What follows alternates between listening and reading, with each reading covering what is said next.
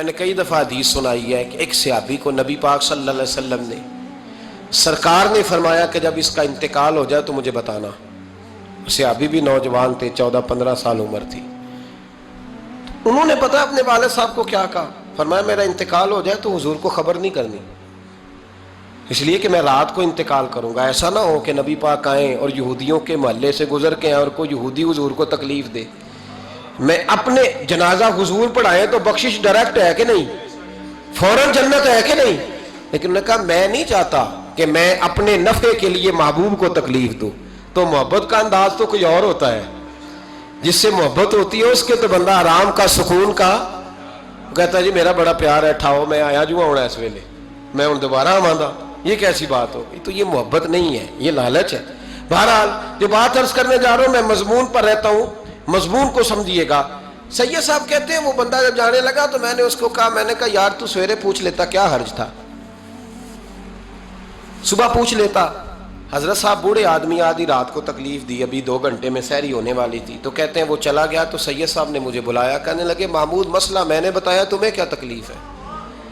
اور پھر فرمانے لگے میرا دین میرا مشن ہے، میرا دین میرا مشن ہے. شکر کرو کسی نے بات پوچھی تو ہے نا. اور اگر کوئی میرے دین کے معاملے میں کوئی بات کرنے آتا ہے تو میں اس سے اکتاتا نہیں ہوں. تو جب انسان راضی بالرضا رہنے لگتا ہے نا، پھر وہ ہر روز نماز پڑھ کے تکلیف نہیں اسے ہوتی. پھر روز درود شریف پڑھ کے وہ یہ نہیں کہتا کہ چلو 2-4 چھٹیاں بھی کر لو. پھر روزانہ تلاوت کر کے اسے کہیں دقت محسوس نہیں ہوتی، چونکہ اب وہ چاہتا ہے کہ جس حال میں میرا رب رسول مجھے رکھیں گے، جو حکم دیں گے، میں نے اس سے کوئی تنگی محسوس نہیں کرنی، میں نے اس کے مطابق چلنا. اور قرآن مجید نے ایک نیا انداز اختیار کیا سورہ مائدہ کے اندر. اس کی آیت نمبر 119 ہے. اللہ کریم نے فرمایا رضی اللہ عنہم ورضوا عنہ، صحابہ کی بات ہو رہی ہے. فرمایا وہ اللہ سے راضی ہے اور اللہ ان سے راضی ہے. حضرت سیدنا موسیٰ علیہ السلام نے عرض کی کوہ طور پہ جا کے، مولا میری قوم پوچھتی ہے کہ کوئی ایسا کام بتا جو ہم کریں تو تو ہم سے راضی ہو جائے. حضرت موسیٰ کی قوم کا خیال تھا کہ تہجد کا حکم آئے گا تو پڑھیں گے، صدقات کا حکم آئے گا تو دیں گے، جہاد کی بات ہوگی تو کریں گے. کچھ جو نیک لوگ تھے ان میں سے انہوں نے یہ پیغام دیا کہ مالک ہمیں بتائے کہ وہ کس کام پہ راضی ہوتا ہے، ہم وہ کام کریں تاکہ اللہ ہم سے راضی ہو جائے. حضرت موسیٰ کلیم کہتے ہیں میں نے عرض کی مولا میری قوم پوچھتی ہے کہ کون سا ایسا کام کریں کہ تو راضی ہو جائے. تو رب کریم نے ارشاد فرمایا موسیٰ، کہتے میرا خیال تھا کوئی لسٹ ملے گی، لیکن مالک نے ایک جملہ کہا، ایک جملہ، اور تفسیروں کے دریا بہا دیے. عرش کے مالک نے فرمایا موسیٰ ان سے کہو جا کے کہ وہ مجھ سے راضی ہو جائے، میں ان سے راضی ہو جاؤں گا، مجھ سے راضی ہو جائے. بندے اللہ سے راضی ہی نہیں راضی ہوتے. امام غزالی سے کسی نے پوچھا تھا، امام غزالی سے، کہ حضور اللہ کا بندے سے راضی ہونا کمال ہے یا بندے کا اللہ سے راضی ہونا کمال ہے؟ تو امام غزالی مسکرائے، فرمانے لگے رب تو بڑا ہی مہربان ہے، وہ تو بڑی جلدی راضی ہو جاتا ہے. وہ تو مسجد میں آ کے توبہ کرے تو اللہ راضی، کسی یتیم کے سر پہ ہاتھ پھیرو تو اللہ راضی، وہ تو کسی اندھے کو رستہ دکھایا تو اللہ راضی ہو گیا، وہ تو طوائف نے کتے کو پانی پلایا تو اللہ. امام صاحب فرمانے لگے یہ بندہ ہے جو اللہ سے راضی نہیں ہوتا. جس کے پاس اولاد نہیں وہ کہتا ہے چلو ایک بیٹی مل جائے تو میں راضی ہوں، بیٹی مل گئی تو کہتا اب ایک بیٹا بھی ملے تو پھر راضی ہوں، پھر کہتا ہے یہ دونوں اچھی تعلیم حاصل کر لیں تو پھر میں راضی ہوں، پھر کہتا ہے یہ بہت زیادہ پیسے کمائے تو پھر میں راضی ہوں. بہرحال راضی ہوتا، لیکن جو راضی ہو جاتا ہے نا، اللہ اکبر، جو اللہ سے راضی سکھی بڑا رہتا ہے، سکون میں بڑا رہتا ہے، مطمئن بڑا رہتا ہے. جو سمجھ لیتا ہے نا کہ جو میرے رب نے بہتر سمجھا وہ میرے اللہ نے مجھے. میں کبھی کبھی سوچتا ہوں کہ یار حضرت بلال حبشی نے کوئی عہدہ نہیں مانگا ساری زندگی، انہوں نے نہیں کہا مجھے بھی ایک صوبے کا گورنر بناؤ میری بھی خدمات ہیں، مجھے بھی وزیر خزانہ بناؤ میرا بھی کچھ بنتا ہے. ایک دفعہ نہیں کہا سیدنا بلال حبشی رضی اللہ تعالیٰ عنہ نے کہ میری بھی کوئی ڈیوٹی ایسی ہونی چاہیے کہ مجھے چلو سپہ سالار ہی بنا دیا جائے. ساری زندگی مسجد میں جھاڑو دیا تو اسی پہ راضی رہے، ساری زندگی محبوب کے مہمانوں کا لنگر پکایا تو اسی پہ راضی رہے، ساری زندگی میرے محبوب علیہ السلام کے بچوں کی نوکری کی تو اسی پہ اسی پہ راضی رہے، راضی بالرضا رہے۔ حدیث پاک سنیے، نبی پاک علیہ السلام نے ایک دن صحابہ سے پوچھا کہ تم کیا سمجھتے ہو، اپنے دل کو جب پوچھتے ہو، دل پہ توجہ کرتے ہو تو کیا جانتے ہو؟ تو صحابہ عرض کرنے لگے یا رسول اللہ، جب ہم اپنے دل پہ توجہ کرتے ہیں تو ہم سمجھتے ہیں کہ اللہ نے ہمیں ایمان عطا فرمایا ہے۔ تو حضور نے فرمایا تمہارے ایمان کی دلیل کیا ہے؟ ایمان کی کوئی دلیل بھی تو ہوتی ہے نا۔ ہمارے زمانے میں تو کوئی دلیل نہیں، نماز نہیں پڑھتا پھر بھی میں مسلمان ہوں، روزہ نہیں رکھتا پھر بھی مسلمان، جھوٹ صبح سے شام تک، کہتا خبردار کسی نے مجھے ذرا بھی بات کی سب سے بڑا مسلمان میں ہی ہوں، بددیانتی، دھوکہ، فریب، فرار، لیکن خبردار کسی نے کوئی بات کی سب سے بڑا مفتی میں ہی ہوں۔ جرم سارے پائے جاتے ہیں، دلیل کیا ہے بھائی؟ اگر کسی دیکھیں نا، اگر درخت ہے تو دلیل یہ ہے کہ پھل بھی ہے، شاخیں بھی ہیں، لیکن تو صاحب ایمان ہے تو دلیل کیا ہے؟ تو نبی پاک صلی اللہ علیہ وسلم نے صحابہ سے پوچھا کہ تم ایماندار ہو تو دلیل دو۔ تو بڑے خوبصورت تھے میرے محبوب کے تیار کردہ لوگ، عرض کرنے لگے یا رسول اللہ، ایمان کی دلیل یہ ہے کہ اگر اللہ ہمیں نعمت دیتا ہے تو ہم شکر ادا کرتے ہیں، اگر کبھی مصیبت آتی ہے تو ہم صبر کرتے ہیں، اور یا رسول اللہ ہم اپنے رب کے ہر فیصلے پر راضی ہوتے ہیں، ہم اپنے اللہ کے ہر فیصلے پر۔ اب حضور نے رزلٹ کا اعلان کیا تو میرے محبوب فرمانے لگے پھر سنو، میں گواہی دیتا ہوں واقعی اللہ نے تمہیں دولت ایمان عطا فرمائی ہوئی، پھر واقعی اللہ نے تمہیں دولت ہے۔ اگر تم اپنے رب پر راضی ہو، اگر تم راضی ہو اس کام پر جس پہ اللہ نے تمہیں رکھا ہوا ہے، اگر تمہیں کسی کو دیکھ کر تکلیف نہیں ہوتی، اگر تم نہ حسد میں جلتے ہو، نہ بغض میں، نہ کینے میں، نہ تکبر میں، نہ احساس کمتری کا شکار ہوتے ہو، اگر تم راضی رہتے ہو کہ میرے مالک نے بہترین زندگی مجھے دی، پھر اس کا مطلب یہ ہے کہ تم صاحب ایمان ہو۔ ہمارے زمانے میں لوگوں کی وہ تکلیفیں، صبر نہیں ہے، سکون نہیں ہے، بے چینی سی ہے، بے قراری سی ہے، معاشرے میں ایک عجیب سی ہلچل ہے۔ ہر آدمی سمجھتا ہے کہ وہ سامنے والا جو شخص ہے نا وہ بڑا سکھی ہے اور میں بڑی تکلیف میں ہوں۔ میں رات اپنے پیر بھائیوں کو سمجھا رہا تھا، میں کہہ رہا تھا یاد رکھنا جس آدمی کا عہدہ بڑا ہوتا ہے نا اس کا زخم بھی بڑا گہرا ہوتا ہے، اس کا زخم بھی بڑا۔ ہاں وہ کسی شاعر نے، شعر اردو کا ہے اور تھوڑا وقی تھا شاعر بھی، تو بات بھی اس کی تھوڑی وقی ہے، چلیں آپ سیانے لوگ ہیں آپ کی سمجھ میں آ ہی جائے گی۔ اس نے کہا تھا کہ ہجوم غم میں بھی توہین ضبط غم نہ ہوئی، ہجوم غم میں بھی توہین ضبط غم نہ ہوئی، ہم اس احتیاط سے روئے کہ آنکھ نم نہ ہوئی۔ لوگوں کو نہیں پتا چلا کہ ہم رو رہے ہیں، ہم نے واہ ویلا کر کے دنیا، ہم اس احتیاط سے روئے کہ ہماری آنکھ نم نہ ہوئی، ہم نے واہ ویلا کر کے نہیں بتایا کہ بڑی دقت میں، ہم نے اپنے آپ کو محفوظ رکھا، ضبط میں رکھا، حوصلے میں رکھا، اللہ کی رضا پہ راضی رہے، اپنے آپ کو اپنے رب کی رضا پر۔ میرے نبی پاک صلی اللہ تعالی علیہ وسلم نے فرمایا کہ قیامت کے دن میری امت کا ایک گروہ ایسا ہوگا جسے اللہ تبارک و تعالیٰ اس طرح جنت میں پہنچا دے گا جیسے کوئی بندہ اڑ کے جنت میں چلا جاتا ہے۔ وہ جب جنت میں پہنچیں گے نا تو فرشتے ان سے پوچھیں گے تم نے حساب دیا؟ کہیں گے ہمیں تو پتہ ہی نہیں حساب کیا ہے۔ پل صراط سے گزرے، کہیں گے خبر ہی نہیں پل صراط کہاں ہے، تو یہاں کیسے آ گئے؟ کہیں گے اللہ کے فضل سے، اللہ کے فضل سے۔ تو کہا بتاؤ تو صحیح تمہاری نیکی کیا تھی؟ تو کہیں گے دو باتیں تھیں، ایک تو ہم اللہ کے حلال کو حلال جانتے تھے، رب کے حرام کو حرام جانتے تھے، اور دوسرا یہ تھا کہ ہم اللہ کے ہر فیصلے پہ راضی رہتے تھے، اللہ کے ہر فیصلے پہ۔ تو جو رب کریم کی رضا پہ راضی رہے پھر اسے کسی حساب کتاب کا سامنا نہیں کرنا پڑے گا، پھر اسے پل صراط کی دشوار گزار گھاٹیوں کا سامنا نہیں کرنا پڑے گا۔ شرط یہ ہے کہ وہ اللہ کی رضا پہ راضی رہے، وہ اللہ کے فیصلے کو بصیر و چشم مانے، وہ عاجزی اور انکساری کے ساتھ گردن جھکا دے، اپنے مالک کے فیصلوں پر جھکا دے۔ اللہ نے حضرت ابراہیم کو اولاد نہیں دی، پھر زمانے کے بعد دی، پھر دینے کے بعد کہا کہ جاؤ وادی غیر ذی زرع ان میں چھوڑ کے آؤ۔ سخت گرمیاں ہو جائیں تو لوگ بچوں کو اسکول نہیں بھیجتے، چھٹیوں کا اعلان ہو جاتا ہے، لیکن حضرت ابراہیم چھوڑ آئے بچہ، اور بچہ ایک تو بچہ اللہ تعالیٰ روٹین میں دیتا ہے تو اس کی قدر و منزلت اور ہوتی ہے، اور ایک بندہ بڑی دعاؤں التجاؤں خواہشات کے بعد لیتا ہے، اس کی قدر و منزلت وہ بچہ جو بڑی دعاؤں کے بعد لیا، کہا چھوڑا ہو، کوئی کھانا نہیں، پانی نہیں، دانا نہیں، حضرت ابراہیم چھوڑ آئے، 13 سال اکٹھے رہنے کی اجازت نہ ملی، اور جب اجازت ملی تو کہا اب چھری اٹھاؤ اور بیٹے کی گردن پہ چلا دو۔ آپ اس کو آسان کام سمجھتے ہیں؟ اتنی تسلیم و رضا، ہر فیصلے پہ راضی ہونا، ہر فیصلے پہ۔ یہاں ہمارا حال یہ ہے کہ 2 منٹ کے لیے تکلیف آتی ہے تو لوگ واہ ویلا کرتے، شور بچاتے، کفر بولتے۔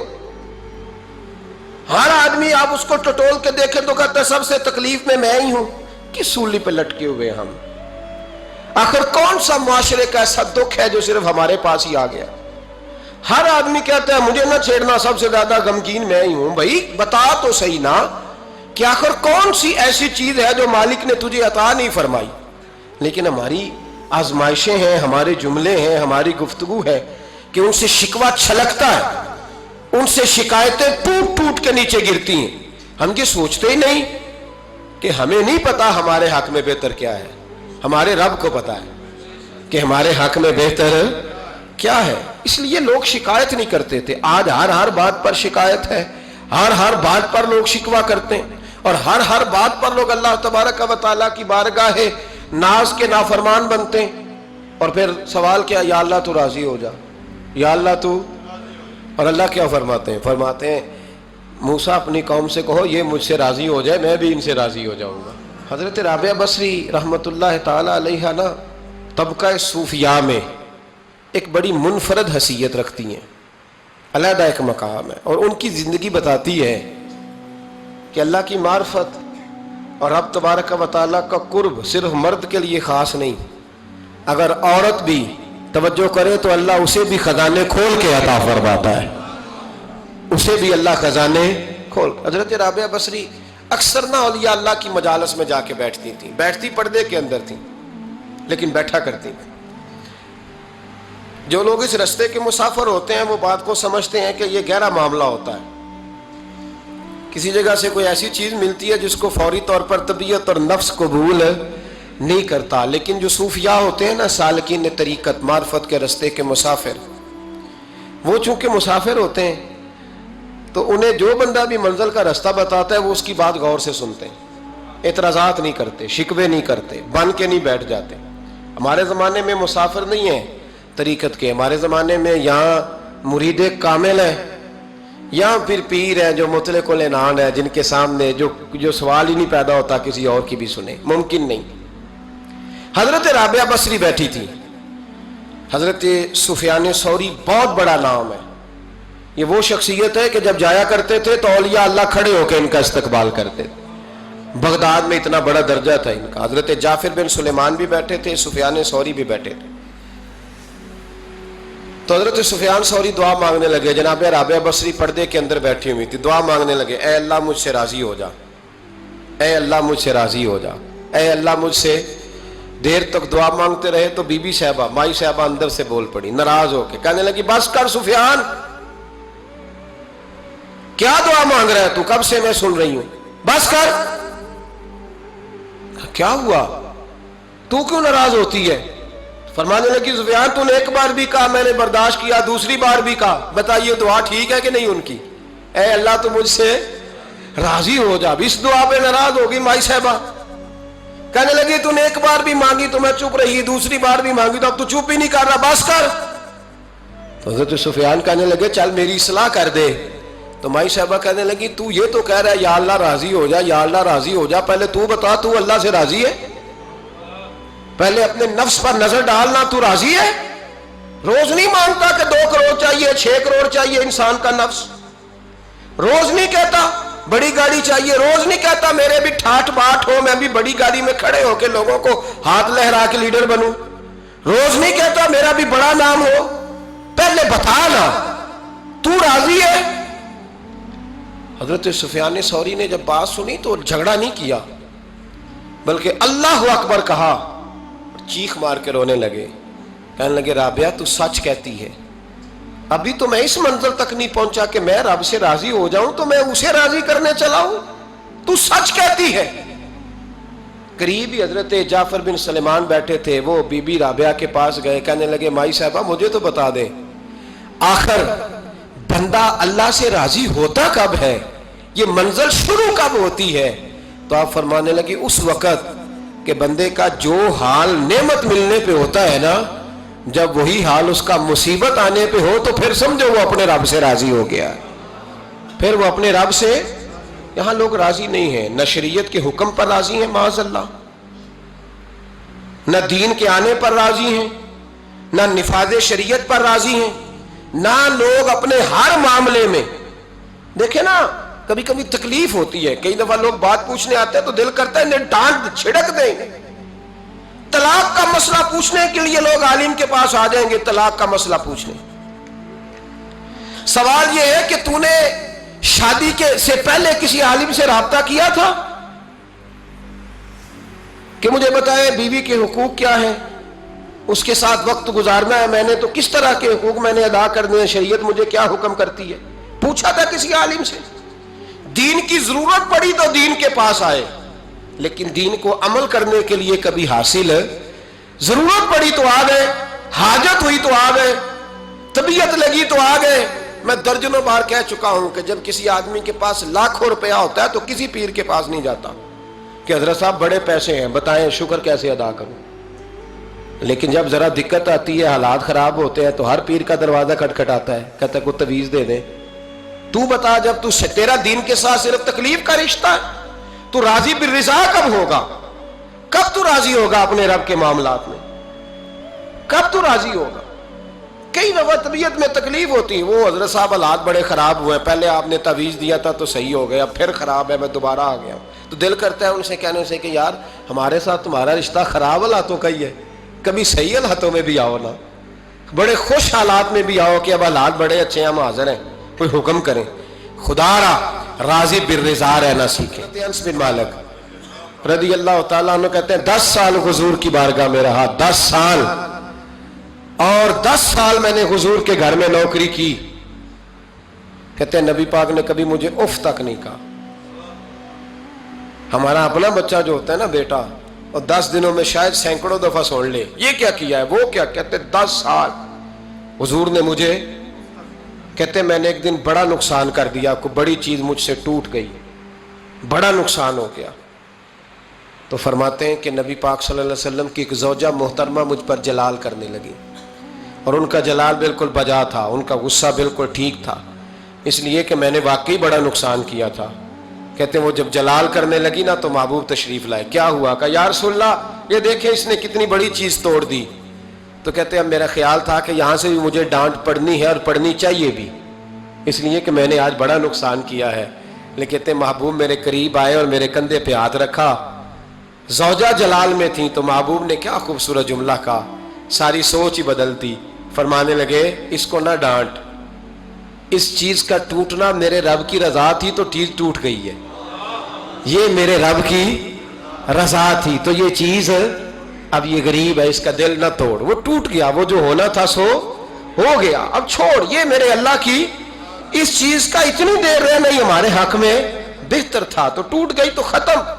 کہتے بڑا جلال تھا محبوب کی زوجہ کو، لیکن انہوں نے جب بات سنی تو پھر مصطفیٰ کریم کا گھرانہ، پھر حضور کی ازواج پاک مومنوں کی مائیں، کہتے ہیں اسی وقت وہ بیٹھیں اور انہوں نے میری طرف بڑی شفقت کی نظروں سے دیکھا اور ان کے غصے کو میں نے پیار میں بدلتے دیکھا۔ بھائی یاد رکھو اللہ کی رضا، پھر اس وقت 2-4 لاکھ کے لیے لوگوں کو ہارٹ اٹیک نہیں ہوتا، پھر 20-25 ہزار کے لیے بلڈ پریشر اپ ڈاؤن نہیں ہوتا جب بندہ اللہ کی رضا پہ راضی رہنے لگتا ہے، پھر چھوٹی چھوٹی باتیں اس کے لیے سہانے روح نہیں بنتی، پھر ذرا ذرا سی بات اسے تکلیف نہیں دیتی، جب وہ اللہ تعالیٰ کی رضا پر راضی ہونے کا عادی ہو جاتا ہے تو پھر یہ چیزیں اس کے لیے باعث آزمائش